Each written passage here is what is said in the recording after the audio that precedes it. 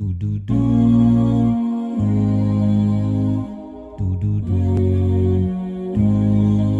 My name is Rahim Hasnani, and this is another of Get Professionals Knowledge Sharing Session series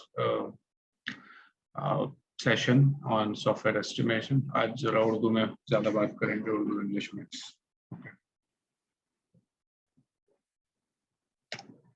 Okay, so agenda ये है कि थोड़ी सी बात करेंगे कि why we estimate, what are the challenges from different roles perspective. अगर आप manager हो तो एस्टिमेशन के चैलेंजेस आपके क्या है, अगर आप डेवलपर हो तो क्या है, क्यों है हो तो क्या है, ठीक है. फिर एक कॉन्सेप्ट है कॉन ऑफ अनसर्टेनिटी का, उसको जरा सा देखेंगे.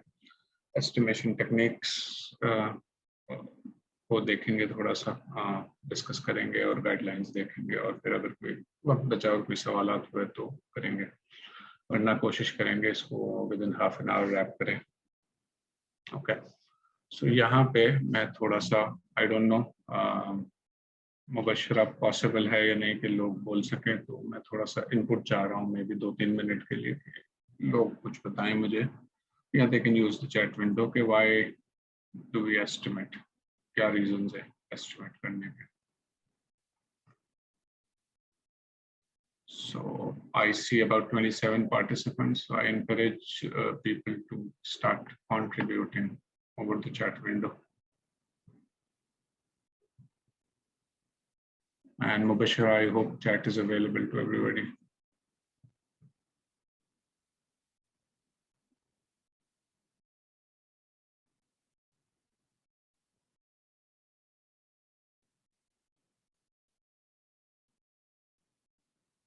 Okay, Hassan Javed साहब कहते हैं we estimate to calculate efforts of for our project. ठीक है. राइट, मैं तो थोड़ा सा स्पेसिफिक जवाब एफर्ट्स आप मालूम करना चाह रहे हैं प्रोजेक्ट को किस वास्ते, what is the end result, effort जान के क्या कर रहे हैं आप. यहाँ ज्यादा इम्पोर्टेंट है कि ये कब कर रहे हैं ये काम. फॉर बिलिंग, अजाइल सॉफ्ट के लोग जो है वो शायद एक कमरे में बैठे हुए हैं, तो वो कह रहे हैं कि बिल करने के लिए लोगों को कितना वक्त लगा है, उसके लिए एस्टिमेट कर रहे हैं या उसके लिए टाइम शीट पे कर रहे हैं. That these are two different things. Ehsan Javed कहते हैं effort in terms of time, Talha कहते हैं टाइम एंड कॉस्ट. तो हाँ, एसेंशियली आप एस्टिमेट कर रहे हैं ताकि आप किसी प्रोजेक्ट की कॉस्टिंग कर सकें कि उसका प्राइस क्या होगा, उसकी कॉस्ट क्या होगी, उसका प्राइस क्या होगा. एनीथिंग एल्स, कोई और चीज जिसकी वजह से हम एस्टिमेट करते हैं.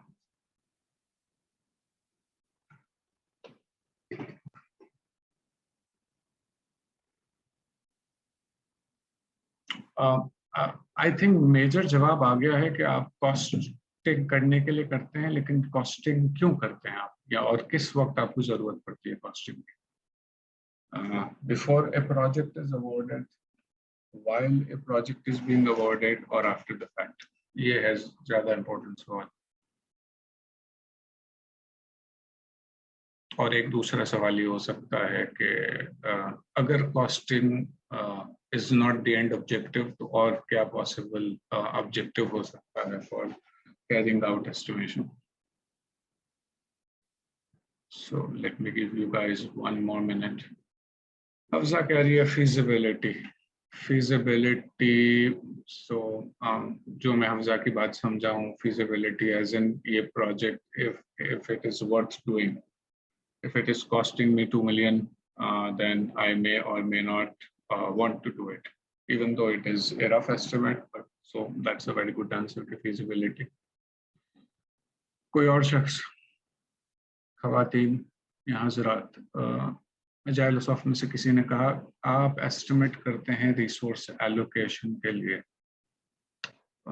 चले मान लेते हैं इस जवाब को भी. आइडिया ये है कि वंस यू हैव एस्टिमेटेड के व्हाट इज द साइज, ताकि फिर आप ये देख सकें कि आप कितने रिसोर्सेज लगाने हैं ताकि एक खास टाइम में ये खत्म हो जाए, इवन दो उसमें मसला है जिस पे हम बात करेंगे थोड़ा सा. और सनिया मुनीर साहिबा कह रही है रिलीज डेट हासिल करने के लिए. ओके, या आप एस्टिमेट कर रहे हैं ताकि आप स्केड्यूल तक पहुंच सकें। तो schedule is the natural consequence, उसके बाद का स्टेप है एस्टिमेट का। तो रिलीज डेट मालूम करने के लिए आप एस्टिमेट करते हैं। Estimate is one of the necessary prerequisite, लेकिन रिलीज डेट सिर्फ एस्टिमेट से नहीं आता, उसमें और चीज़ें भी इन्वॉल्व है कि कितने लोग इन्वॉल्व है वगैरह, और जो टास्क है उनकी नौयत क्या है, कौन सा टास्क पैरेलल में हो सकता है, नहीं हो सकता। सो रिलीज डेट सारा का सारा एस्टिमेट से डिटरमिन नहीं होता। Alright, I think we have got very good participation, काफी इनपुट मिल गया। अब आगे चलते हैं। तो मैंने essentially इसको 3 हिस्सों में तोड़ने की कोशिश की है कि हम जो काम करते हैं वो या तो फिक्स प्राइस प्रोजेक्ट होते हैं, और कोशिश करते हैं कंपनीज वेंडर्स की वो फिक्स प्राइस प्रोजेक्ट ना करें क्योंकि रिस्क ज़्यादा है। But whether we like it or not, customer के पॉइंट ऑफ व्यू से फिक्स प्राइस प्रोजेक्ट उनको सेंस बनाते हैं। दे नीड टू नो कि उनका टोटल खर्चा क्या आ रहा है। So for fixed price project, estimation could be used to get a ROM estimate, a rough order of the magnitude estimate, guesstimate, मोटा हिसाब या रेंज कि भाई कितने का पड़ेगा।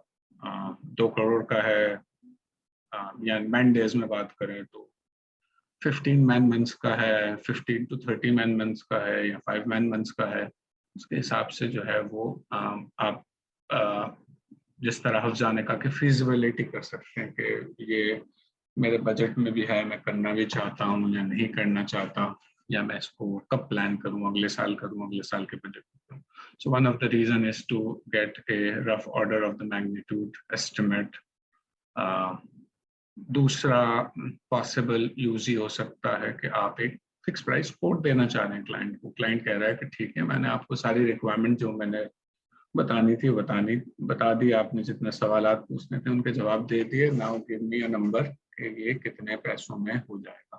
तो in order to convert a project into dollar value, उनको पैसों में कन्वर्ट करने के लिए आपको एस्टिमेट चाहिए कि एफर्ट क्या लगेगी, क्योंकि सॉफ्टवेयर में ज़्यादा काम जो है वो रिसोर्स इंटेंसिव है। जितने लोग लगाएंगे उसके हिसाब से आपकी प्राइस बनेगी। अच्छा, तीसरा पॉसिबल रीज़न है कि जहाँ पे कंपनी या कस्टमर एक डिसीजन ले सके कि मैंने बाय करना है कोई पैकेज सॉफ्टवेयर या मैंने खुद डेवलप करना है, या कोई मिक्स अप्रोच से चलना है।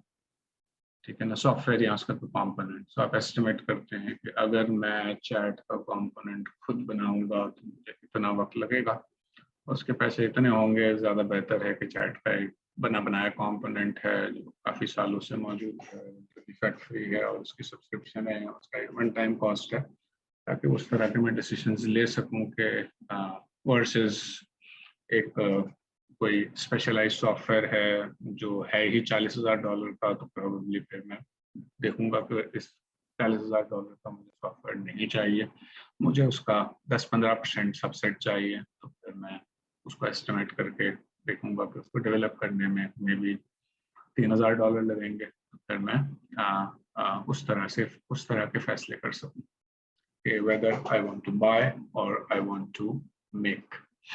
ओके, एक जो एस्टिमेशन का यूज केस हो सकता है फॉर फिक्स प्राइस प्रोजेक्ट, वो पोस्टमार्टम में हो सकता है कि आपने एस्टिमेट क्या किया था versus how much you and up spending on it. ठीक है ना, प्लान वर्सेस एक्चुअल मालूम करने के लिए भी एस्टिमेट करते हैं, और आप आफ्टर द फैक्ट भी एस्टिमेट करते हैं कि ठीक है, रिक्वायरमेंट्स आपको प्रोजेक्ट के शुरू में नहीं पता थी, तो आपका एस्टिमेट से 200 दिन का था, यू एंड अप स्पेंडिंग 350 दिन। बट अगर ये रिक्वायरमेंट सारी फ्रॉम डे 1 पता होती और हम एस्टिमेट करते हैं तो स्टिल 250 to 75 डेज करते हैं। तो ये वो गैप मालूम करने में भी हेल्प ले सकता है कि what is the difference between 275 and 350 days, और मैं कहाँ इम्प्रूव करूँगा अपने प्रोसेस में ताकि मैं इसको बेहतर कर सकूँ, ताकि फिक्स प्राइस प्रोजेक्ट मुझे पैसे कमा के दे सकें, या ज़्यादा पैसे कमा करके दे सकें, मेरा प्रॉफिट में लॉस कम हो। ठीक है, दूसरा जो पॉसिबल प्रोजेक्ट होता है जिसको हम कहते हैं प्रोडक्ट डेवलपमेंट। आप कोई प्रोडक्ट बना रहे हैं, आप कस्टमर के लिए आप प्रोडक्ट बना रहे हैं जिसको हम कहते हैं R&D डेवलपमेंट, जहाँ पे you do not do fix price project, जहाँ पे आपने लोग लगा दिए हैं या आपके क्लाइंट ने आपको कहा मुझे एक टीम चाहिए 2 लोगों की, 3 लोगों की, और मैं इस प्रोडक्ट पे ये लोग लगाना चाह रहा हूँ। तो from A vendors perspective, from Agilsoft digital dividend या कोई वेंडर्स के परस्पेक्टिव से, दिस इज TNM, कि आप टाइम लगा रहे हैं और उस प्रोजेक्ट में और आपको पैसे मिलेंगे। तो सवाल ये है कि यहाँ पे एस्टिमेट करने की ज़रूरत है। यहाँ पे स्टिल एस्टिमेट करने की ज़रूरत है अगर आपको अगर क्लाइंट को प्रोडक्ट की प्लानिंग करनी है और आपको एज ए वेंडर क्लाइंट को रिटेन करके रखना है, तो आपने भी थोड़ी बहुत हेल्प करनी है कि भाई तुम्हारा काम किस स्पीड में हो रहा है और जो आपका रोड मैप है वो इतने अरसे में पूरा होगा। So you still need to make at least rough estimate of कब आपका प्रोजेक्ट या आपका प्रोजेक्ट का नेक्स्ट माइलस्टोन पूरा होगा। ठीक है, सो रोड मैप प्लानिंग के लिए काम आ सकता है, specially when you are saying your product is now stable and you want to go to a newer version or you want to add new modules to it, तो फिर आप अपने road map में डालते हैं कि ये एक मॉड्यूल है जिसमें आई डोंट नो 50 मैन वीक्स लगेंगे, तो ये इसका एक एस्टिमेट है। ये एक और है जिसमें चूंकि वो POCs करने हैं, ज़्यादा R&D करनी है, तो हमारे पास एक रेंज है में भी 50 to 100 मैन वीक्स लगते हैं, सो ऑन। देन किसी ने कहा था कि हमें रिलीज डेट के लिए एस्टिमेट करना होगा, तो once you have estimated you can plan your product releases, even though I said के, और उस पर मजीद बात करते हैं कि रिलीज डेट्स आपकी सिर्फ और सिर्फ इससे नहीं बनती कि एस्टिमेट क्या है, और चीज़ों से भी बनती है, but in terms of product releases you estimate के मैं इतने काम कर लूंगा उसके बाद मेरी एक प्रोडक्ट की रिलीज हो सकेगी। ठीक है, एंड प्रोडक्ट R&D डेवलपमेंट में आप इंस्पेक्शंस करते हैं। ठीक है, तो जहाँ पे आप एस्टिमेट को देखते हैं। और तीसरी चीज जो प्रोडक्ट R&D डेवलपमेंट से बहुत करीब है, लेकिन उसको हमने अलहदा रखा है क्योंकि आजकल everything is agile and everybody thinks in terms of sprint, so it can apply to both fixed price project, not necessarily fixed price project, but to product development versus project development. तो उसमें sprint based development में भी आप estimate करते हैं, you plan your sprint। ठीक है, आप ये कहते हैं कि ठीक है मेरी sprint fixed duration की है 3 weeks 4 weeks, but still plan कि मैं इसमें इतने use cases deliver कर दूंगा। ठीक है, बैकलॉग में से इतनी चीजें डिलीवर कर दूंगा, तो वो कमिटमेंट देने के लिए you still need estimate. And when you go to sprint retrospective, I am not too sure how common this exercise is here in our context, but होना ही चाहिए कि हर स्प्रिंट के आखिर में या हर दूसरी स्प्रिंट के आखिर में retrospective which is sort of a postmortem होना चाहिए, जहाँ पे आप देखें कि आपने प्लान क्या किया था, डिलीवर क्या किया है, प्रोडक्टिविटी आपकी क्या है, वेलोसिटी क्या बन गई वगैरह। ठीक है, so these are a few of the use cases of why you would estimate in the first place. Okay, अब हम आ जाते हैं नेक्स्ट पे, व्हिच इज चैलेंजेस। ठीक है, challenges,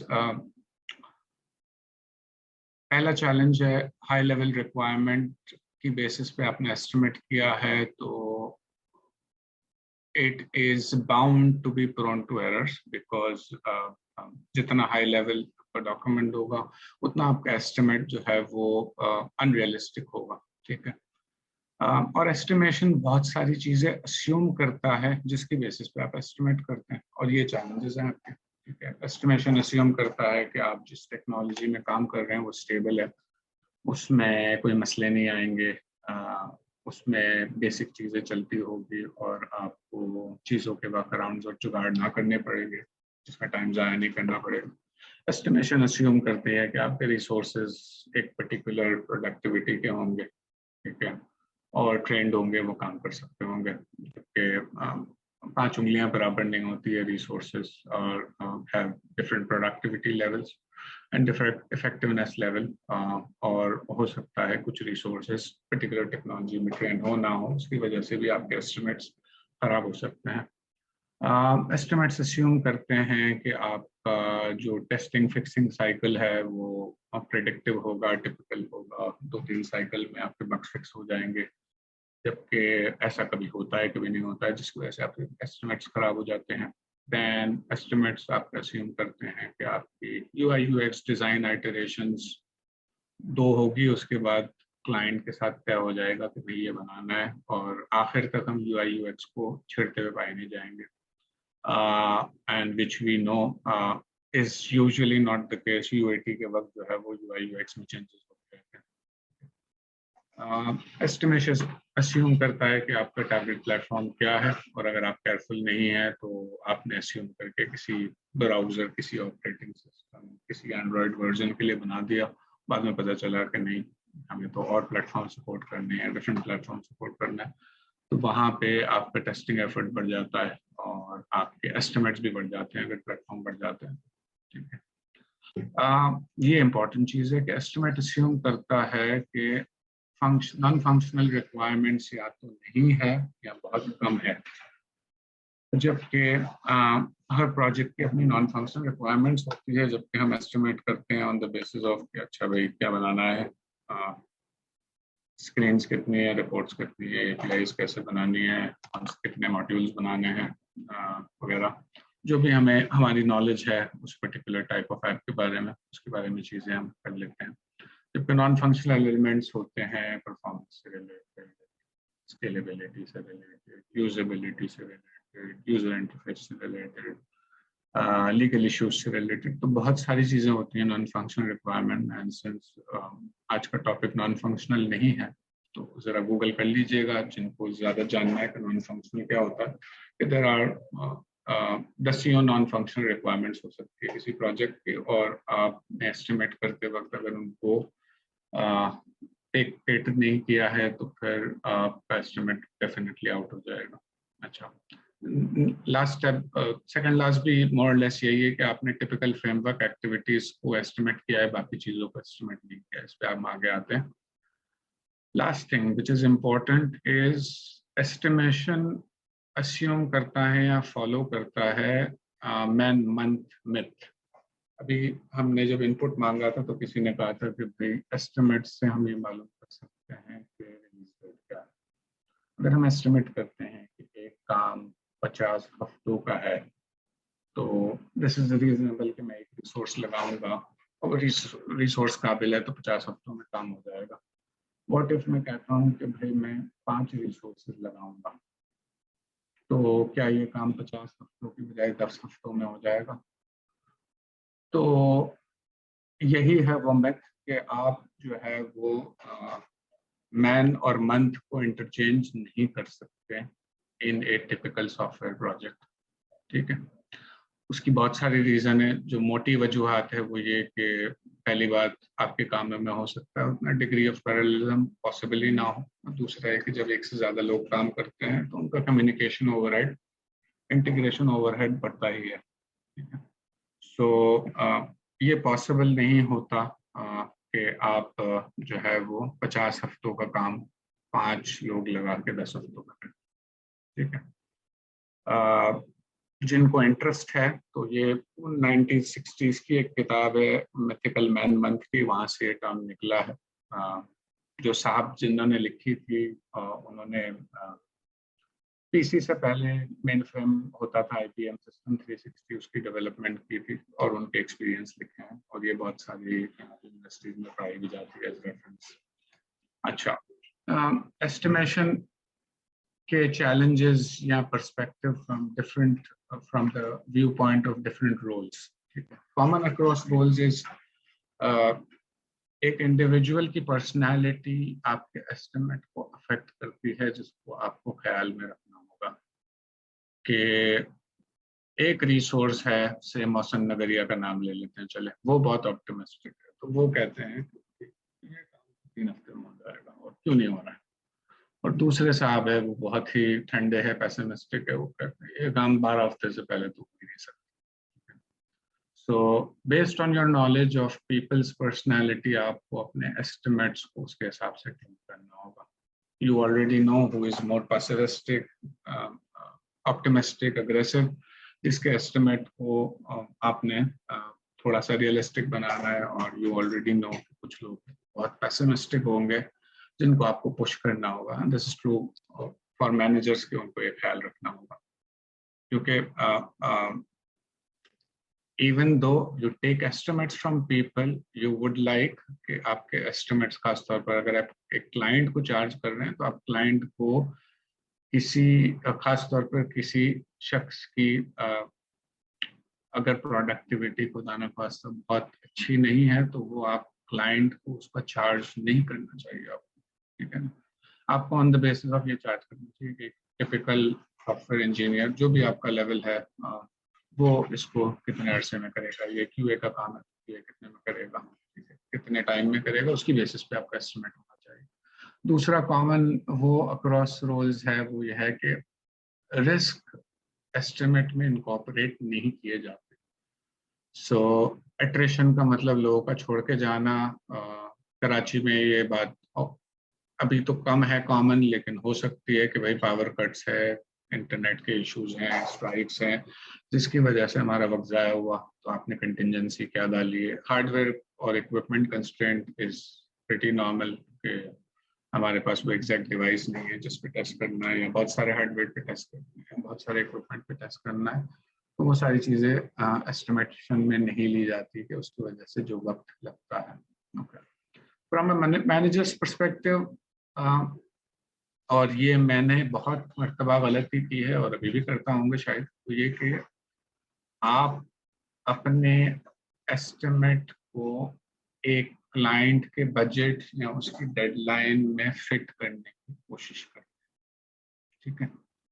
so I have used the word here anchoring, ठीक है, और एंकरिंग के बहुत सारे मीनिंग आपको मिल जाएंगे, लेकिन एक मीनिंग यही है कि किसी और के लुकमा देने पे आपके जहन में एक चीज़ आ गई कि भाई ये चीज़ तो 3 महीने में हो जाना चाहिए, क्लाइंट ने आपको कहा दिया, या ये चीज़ तो मुझे 1 मई को चाहिए। अब एज ए मैनेजर आपकी पहली कोशिश होती है कि 3 महीने के अंदर इसको कैसे फिट करें, ठीक है, which is not a bad thing, but आपको रियलिस्टिक होने की ज़रूरत है कि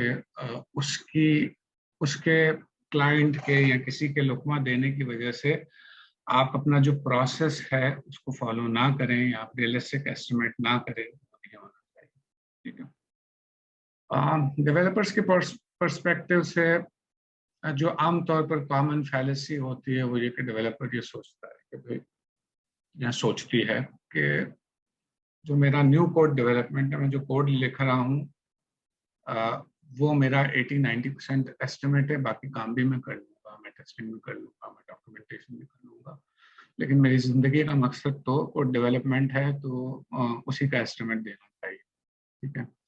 जबकि इन रियलिटी आप देखेंगे कि आप एक टिपिकल दिन में कितना कोड लिखते हैं और कितना उसके बारे में बातें करते हैं, मेक श्योर करते हैं कि आपने सही बताया। समझना बहुत ज़रूरी होता है कि क्या काम कर रहे हैं, डिज़ाइन सही करना ज़रूरी होता है, जो कोड लिखना होता है वो पहली बार ज़रूरी होता है कि आपने सारे चीज़ें कंसिडर करके लिखी है, ठीक है। सो you have to think about all those things before you estimate कि मैं क्या एस्टिमेट देने जा रहा हूँ और क्या क्या काम करने होंगे मुझे, ठीक है। अच्छा, फिर नॉन फंक्शनल रिक्वायरमेंट्स की हम पहले से बात की थी, वो है डिफिकल्ट टू एस्टिमेट, खासतौर पर अगर आप क्लैरिटी ना हो, तो बड़ा ज़रूरी है कि नॉन फंक्शनल रिक्वायरमेंट्स के बारे में क्लैरिटी है कि ये जो प्रोजेक्ट है ये हमने सिर्फ बनाना नहीं है, ये ऐसा बनाना है कि ये चलना भी चाहिए, और चलेगा उस वक्त जब नॉन फंक्शनल रिक्वायरमेंट्स उसकी पूरी होगी, फंक्शनल रिक्वायरमेंट के साथ साथ, तो उनका एस्टिमेट भी करना है।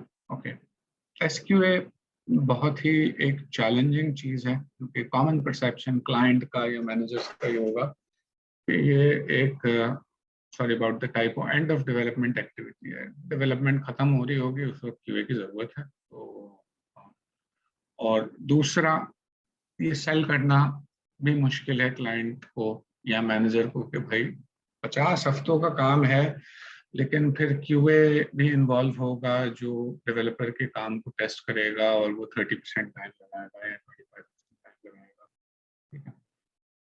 और इसकी वजह से होता ये है कि मैनेजर के ऊपर भी प्रेशर होता है कि भाई ये डेवलपर का काम है 2 हफ्ते का, इसकी टेस्टिंग में 1 हफ्ता कैसे लग सकता है? 2 हफ्ते की काम की टेस्टिंग में तो 2 घंटे 3 घंटे लगने चाहिए, चलो एक दिन लगना चाहिए। तो यहाँ पे QA को एस्टिमेट करना, सेल करना डिफिकल्ट हो जाता है, ठीक है। तो जिसकी वजह से आप कॉर्नर्स कट करने की कोशिश करते हैं QA का। जब आप QA में कॉर्नर्स कट करते हैं तो होता ही है, रीवर्क बढ़ जाता है। जब क्लाइंट आपकी मसले निकालता है तो आपका एस्टिमेट खराब हो जाता है वैसे। ओके, आगे चलते हैं। So this is a concept, एक साहब है स्टीव मैकॉनल, मैं बाद में रेफरेंसेस शेयर कर दूंगा। उन्होंने ये कॉन्सेप्ट बहुत आई थिंक 15-20 साल पहले दिया था। This is called cone of uncertainty. So idea ये है कि 2 लकीरें जा रही है, दोनों ही नीले रंग की है, लेकिन इनिशियल कॉन्सेप्ट पे जो वेरिएशन है between the estimate and the actual, उनकी वेरिएबिलिटी बहुत ज़्यादा है। और जैसे जैसे हम डेवलपमेंट में आगे बढ़ते हैं वैसे वैसे वो वेरिएबिलिटी कम हो जाती है। तो दिस इज कॉल्ड, ये इस तरह की एक कोन बन रही है, तो वो कोन ऑफ अनसर्टेनिटी है। तो उसने कहा कि ये है सॉफ्टवेयर के नेचर में कि जितना आप शुरू में के प्रोसेस में होंगे उतनी अनसर्टेनिटी ज़्यादा है। और ऑब्वियसली जब if you are at towards the end of the line तो फिर उस वक्त आप ज़्यादा सर्टेन होंगे कि हाँ सॉफ्टवेयर तैयार हो गया आपका, ठीक है। अब उन्होंने तो पूरी किताब लिखी है कि कौन ऑफ अनसर्टेनिटी क्या है और उसके ऊपर क्या करना चाहिए। हम थोड़ी बहुत गाइडलाइंस आगे देख लेते हैं। ओके, अच्छा, अब उससे पहले कि हम वो गाइडलाइंस पे जाएं, टेक्निक्स को देख लेते हैं। तो आमतौर पर एस्टिमेट कैसे करते हैं आप डिकम्पोज करते हैं total effort into measurable units पे, forms, UIs, views, use cases, function point, या अगर यूजर इंटरफेस बेस्ड सॉफ्टवेयर नहीं है तो APIs कितनी है, बिजनेस क्लासेस कितनी है, उसके बेसिस पे आप अपना द आइडिया इज आप अपने काम को छोटे छोटे हिस्सों में तोड़ें और उसके बाद we are running out of time, लेकिन एक मैं एग्जांपल दे दूं कि I think I don't know 20-25 साल पहले मैं किसी बड़े प्रोजेक्ट पे काम कर रहे थे, तो उस वक्त हम तो छोटे थे, तो हमें किसी ने कहा कि इसमें जो कि सैकड़ों यूजर इंटरफेस होने हैं, तो आप यूजर इंटरफेस को जो है वो यूजर इंटरफेस की बेसिस पर यूजर इंटरफेस को कैटेगराइज करें कि ये सिंपल है, मीडियम है या कॉम्प्लेक्स है। और सिंपल, मीडियम, कॉम्प्लेक्स के ऊपर एक नंबर ऑफ डेज डाल देते, अगर सिंपल है तो मैं इतने दिन में बना लूंगा, 1-1.5 दिन में बन जाएगा। मीडियम है तो ज़्यादा वक्त लगेगा, कॉम्प्लेक्स है तो बहुत ज़्यादा वक्त लगेगा, और उसकी बेसिस पे आप अपना एस्टिमेट करते हैं। So this is called breaking down your own problem into smaller measurable units, maybe categorising them और उसके अगेंस्ट तो एक फॉर्मूला इस्तेमाल करके काम करते हैं, ठीक है।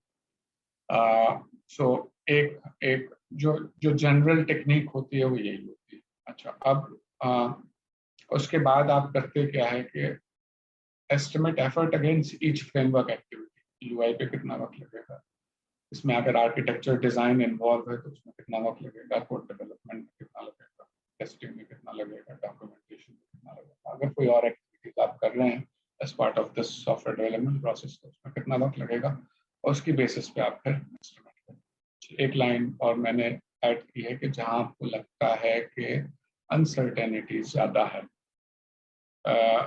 बिकॉज ऑफ रिक्वायरमेंट और because of the technical complexity, तो वहाँ आप एक प्रीमियम ऐड करते हैं कि मैं इवन तो मेरा एस्टिमेट कोई 17 दिन का बन रहा है, मैं इसके ऊपर 25% प्रीमियम ऐड कर रहा हूँ बिकॉज यहाँ पे अनसर्टेनिटी लेवल ज़्यादा।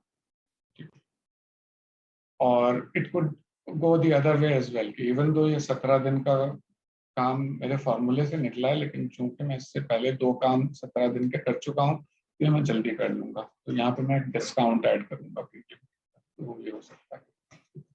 अच्छा, अब आप एस्टिमेट कैसे करते हैं? तो first, which most of us do, is called gut feeling. कि मेरे पेट के मरोड़ की वजह से मैं तय करता हूँ कि हाँ भी इतना वक्त मेरे ख्याल से लगेगा, without any scientific. The next is my past experience. कि मैंने ऐसा काम पहले किया हुआ था और इवन दो इतने दिन लगे थे, लेकिन अब मैं कॉन्फिडेंट हूँ कि इतने दिन में हो जाएगा. ओके.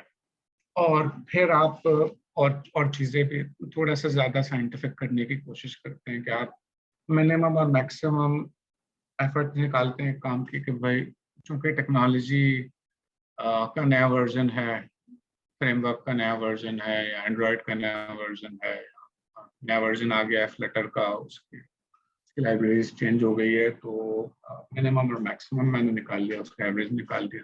ठीक है.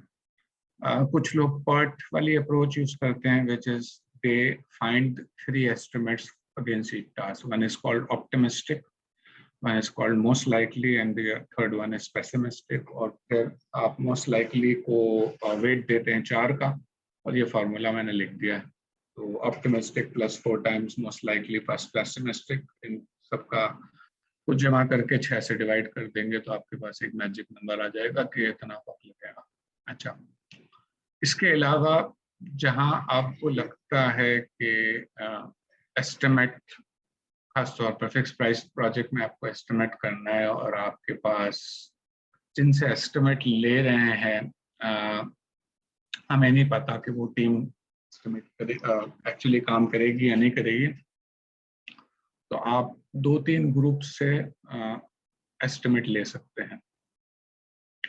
जो सेकंड लास्ट पॉइंट है जिसको मैं डिस्कस कर रहा हूँ, मल्टीपल ब्लाइंड एस्टिमेट. कि मैंने हफ्जा की टीम से भी एस्टिमेट ले लिया और मैंने ज़ीशान की टीम से भी एस्टिमेट ले लिया.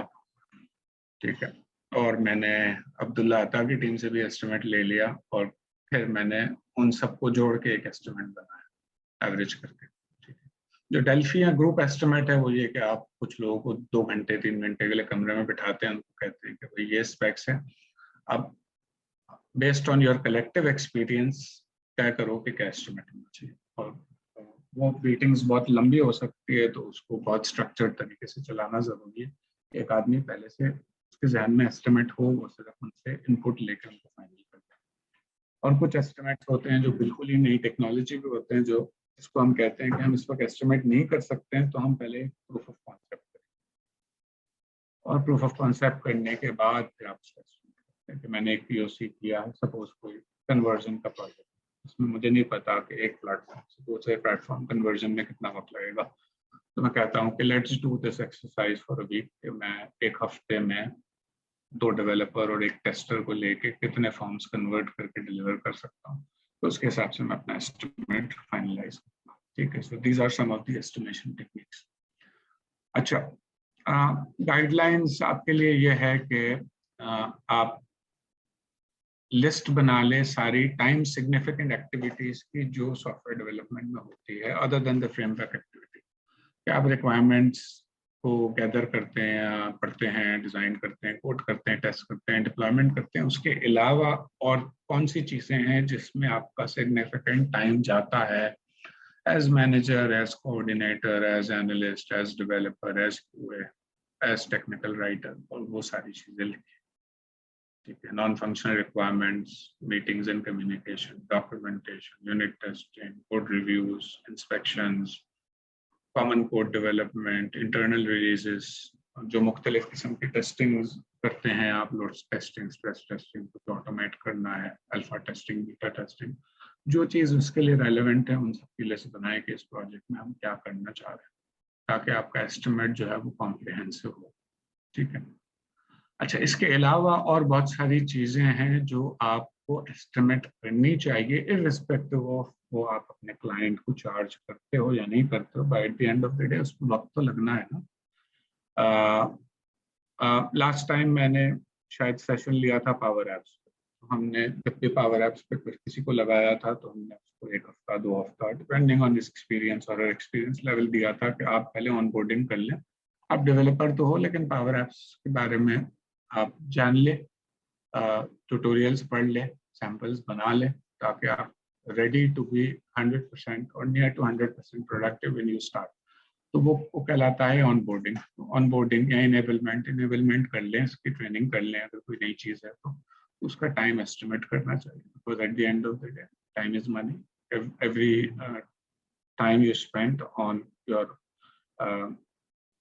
as part of your office time, that should be estimated, ठीक है। फिर इंस्पेक्शंस और रिव्यूज अगर आपका इंटरनल प्रोसेस है और उसकी बेसिस पे आप टाइम लगाते हो, उसकी बेसिस पे रिवर्क बढ़ता है, तो that should be part of your estimate. Team communication part of your estimate. आपको लगता है कि इस प्रोजेक्ट में अट्रेशन होंगी या मूवमेंट्स होंगे क्योंकि बड़ा प्रोजेक्ट है, तो हैंड ओवर टेक ओवर का टाइम आपको लगाना पड़ेगा, ठीक है। अच्छा, मेरा प्लान था कि एक आध स्लाइड और ऐड करूं, लेकिन इस पॉइंट पे मैं रुक गया था कि आधे घंटे में यही हो सकता है। तो कुछ कॉस्टिंग की गाइडलाइंस भी हो सकती है इसमें। एक सॉरी एस्टिमेट कॉस्टिंग की तो नहीं, एक बार आपने एस्टिमेट कर लिया, उसका जो नेक्स्ट स्टेप है वो एफर्ट रिलीज डेट्स की प्लानिंग है। उसमें जो चीज़ आमतौर पर लोग मिस कर लेते हैं वो ये कि अजराए करम लोगों से पूछ ले कि भाई तुम्हारी छुट्टी कौन सी है, पब्लिक हॉलीडेज कौन से, कुछ कंटिंजेंसी रख दे before you communicate a date to your management और टू योर क्लाइंट, ठीक है। अब we are over the time, तो अगर कोई सवालात है तो प्लीज पूछ लें। मेरा नहीं ख्याल है इसके बाद कोई स्लाइड है। Now we are done. Any questions?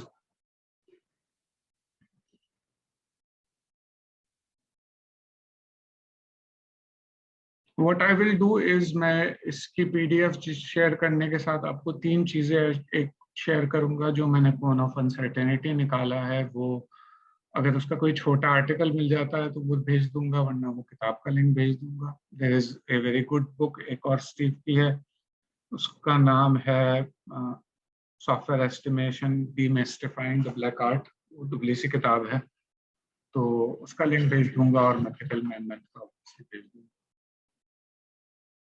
अच्छा जी, तो कोई सवाल नहीं है। सलमान अंसारी साहब ने मुझे थम्स अप किया है, इसका मतलब है कि ऑल इज वेल जी। So I'll wait for one more minute for any questions.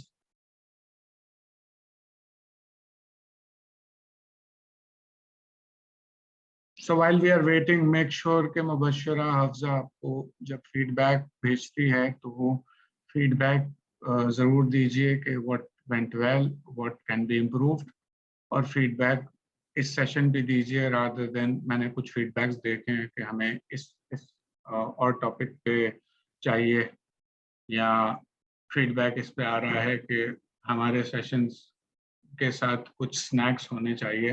These are all useful things, लेकिन इस पे भी फीडबैक दीजिए कि कंटेंट और डिलीवरी में कहाँ इम्प्रूवमेंट हो सकता है।